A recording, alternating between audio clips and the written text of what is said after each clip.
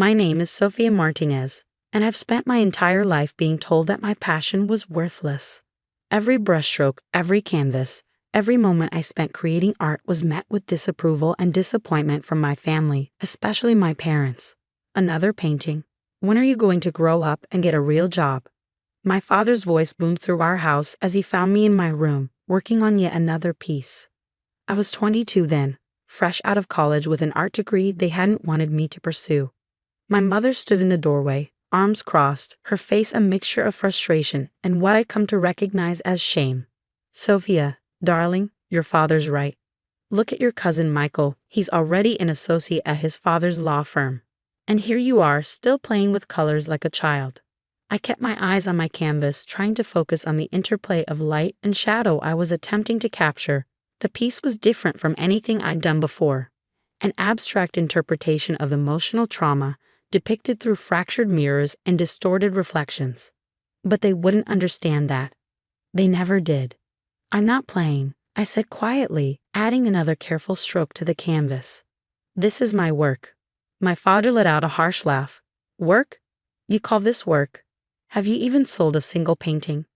The truth was I hadn't. Not yet. But what they didn't know was that I had been developing my style, experimenting with new techniques, and slowly building a portfolio that I believed in. I had a vision that went far beyond the conventional landscapes and portraits they thought constituted real art.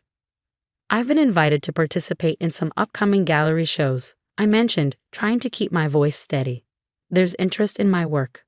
"Interest doesn't pay bills," my mother sighed. "That's why you're still living here, in your childhood bedroom, while all your peers are building real careers." They were right about one thing: I was still living at home. Not because I couldn't find a job, but because every penny I earned from my part-time work at the local art supply store went into my materials. Canvas, paints, specialized tools. Art wasn't a cheap passion, but it was everything to me. That night, after my parents had gone to bed, I sat on my floor surrounded by my works. Each piece told a story, captured an emotion, represented countless hours of pouring my soul onto canvas. Yet to my family, they were just symbols of my failure to conform to their expectations.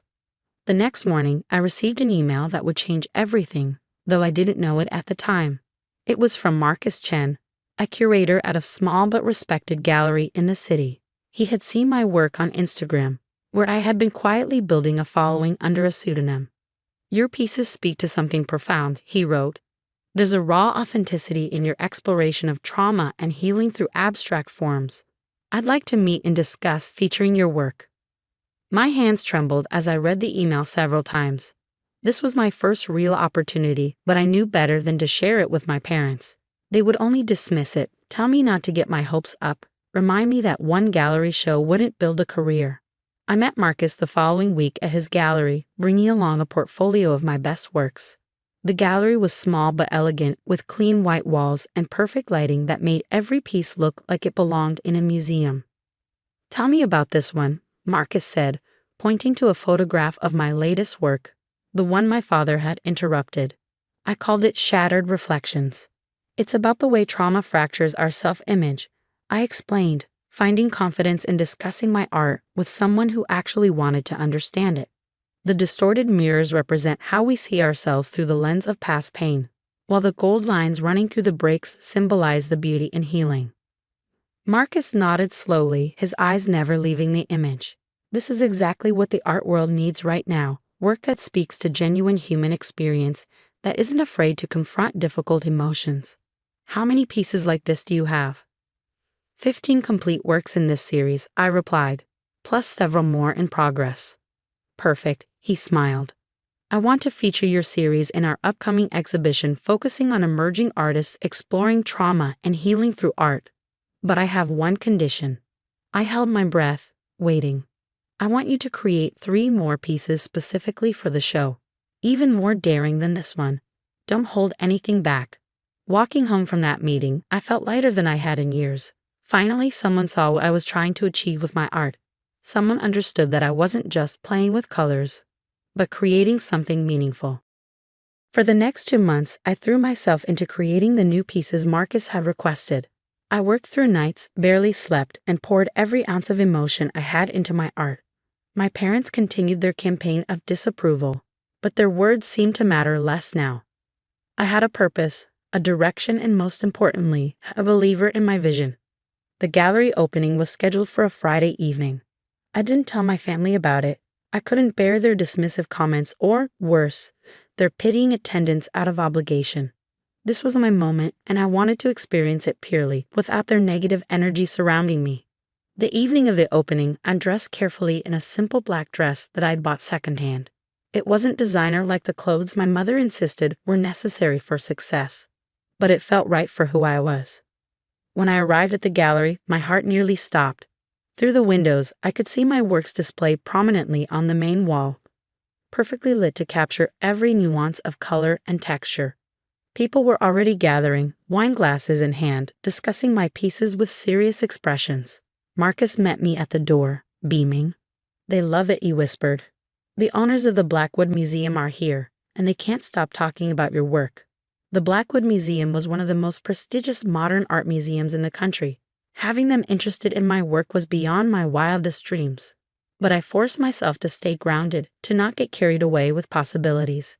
The evening passed in a blur of introductions, discussions about my techniques, and deep conversations about the meanings behind my pieces. Art critics, collectors, and gallery owners all wanted to talk to me.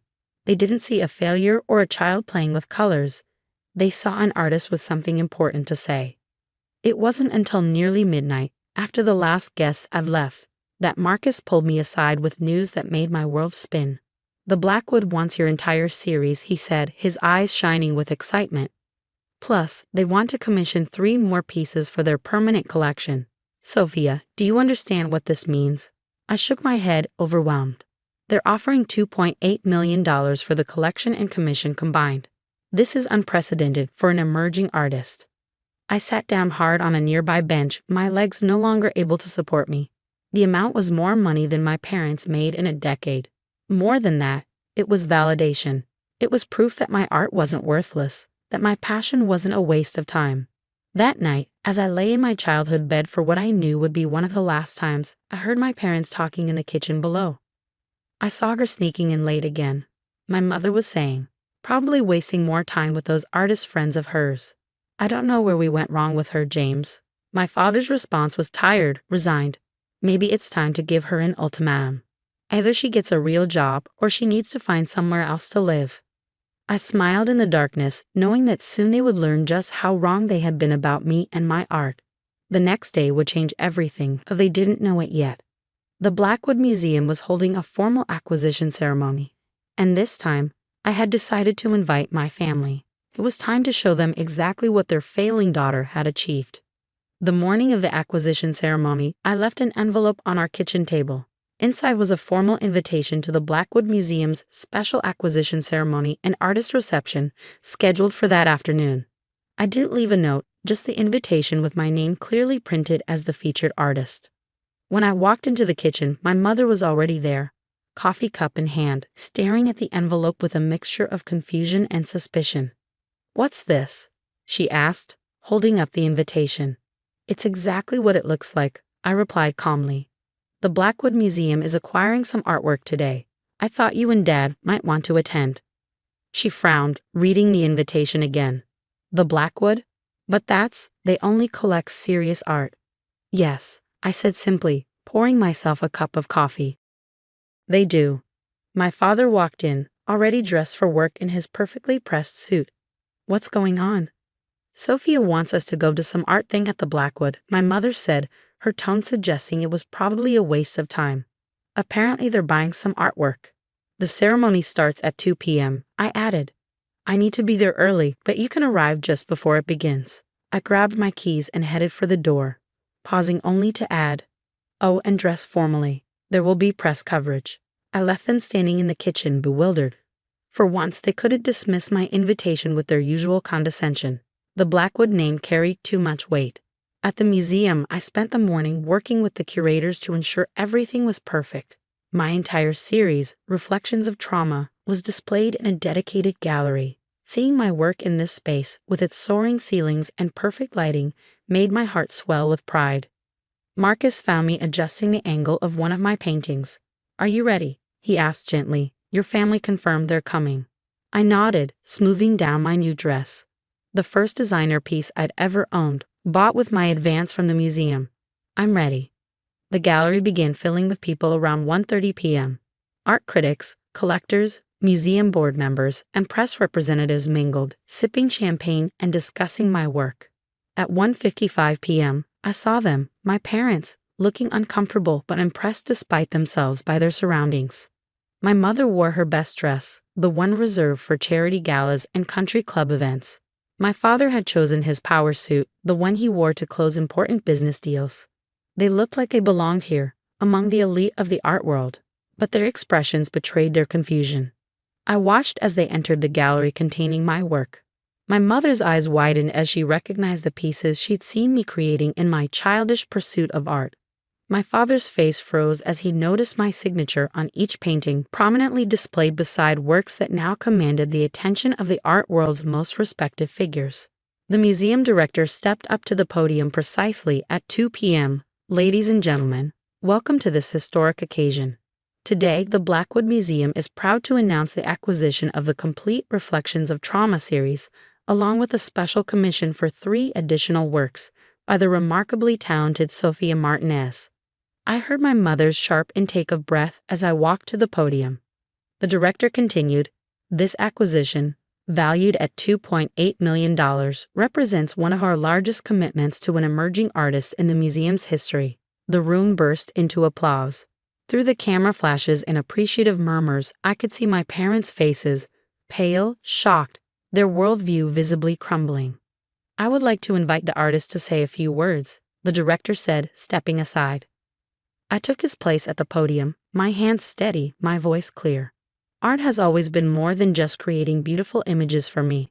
It's about expressing the deepest truths of human experience, about finding beauty in our broken places, and about believing in your vision even when no one else does. My eyes found my parents in the crowd. Some people see art as a waste of time, as something less valuable than conventional careers.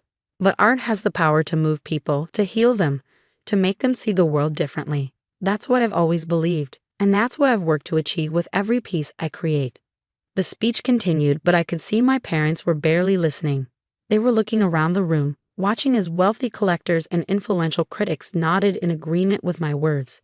They were seeing, perhaps for the first time, their daughter as others saw her, not as a failure, but as a rising star in the art world. After the ceremony, during the reception, they approached me cautiously. My mother spoke first, her voice uncharacteristically uncertain. "Sophia, we had no idea." "No," I said quietly, taking a sip of champagne.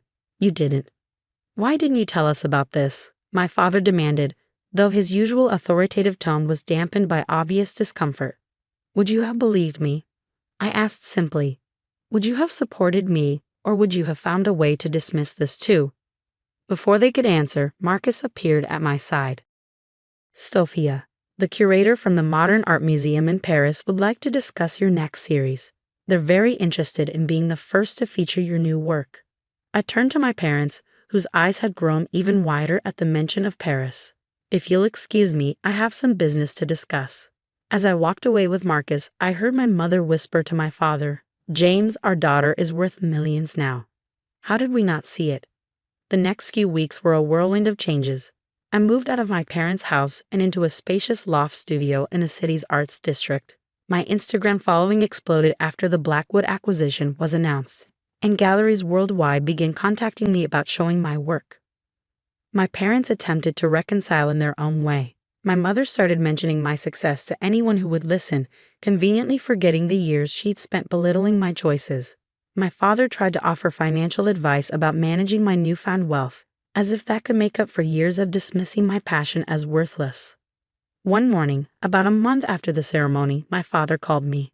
"Sophia, your mother and I have been thinking. Perhaps we were too harsh about your art." I sat in my studio, surrounded by half-finished canvases for my Paris exhibition. "Perhaps." He cleared his throat uncomfortably. "Well, yes, we were wrong. And we thought, maybe you could paint something for our house. Your mother would love to have one of your pieces in a living room." I picked up my brush, adding a stroke of vibrant red to the canvas before me. I'm sorry, Dad, but my work is currently committed to galleries and museums through the next 2 years. There's quite a waiting list for commissions. But we're family, he protested. Yes, I agreed, stepping back to examine my work. We are. And families should believe in each other, shouldn't they? Even when they don't understand each other's dreams. The silence on the other end of the line was heavy with understanding. Today, my work hangs in major museums around the world. My latest series sold for $5.4 million, and I have a 2-year waiting list for private commissions. My parents' house remains without one of my paintings. But that's okay. Some things can't be fixed with money or success. What matters is that I prove them wrong not by arguing or fighting, but by believing in myself and my art when no one else would. Every time I stand in front of a blank canvas now, I remember those years of doubt and dismissal, and I pour that emotion into my work. Because sometimes the best revenge isn't about proving others wrong, it's about proving yourself right. My new studio has a wall of windows overlooking the city. Sometimes when the light hits just right, I can see my reflection in the glass, not the failure my parents once saw, but the artist I always knew I could be. And that view, that validation of my life's chosen path, is worth more than any $1 million sale. The art world now knows my name, and galleries compete to showcase my work. But more importantly, I know who I am, not just an artist who proved her critics wrong, but a woman who stayed true to her vision despite years of doubt and disapproval. Last week, I received an invitation to give a commencement speech at my old university's art school graduation. As I prepare my speech, I think about what I want to tell these young artists facing their own doubters and critics. Perhaps I'll tell them that success isn't just about talent or luck, it's about believing in your vision even when no one else does. About creating art not to prove others wrong, but because your soul demands it. And maybe, just maybe, I'll tell them about a young artist who once painted in her childhood bedroom, surrounded by disapproval and doubt, but who never stopped believing in the power of her art to change lives, including her own. Because in the end, that's what this journey has taught me. Your passion isn't worthless just because others can't see its value. Sometimes you have to be the first one to believe in your dreams. The rest of the world will catch up eventually,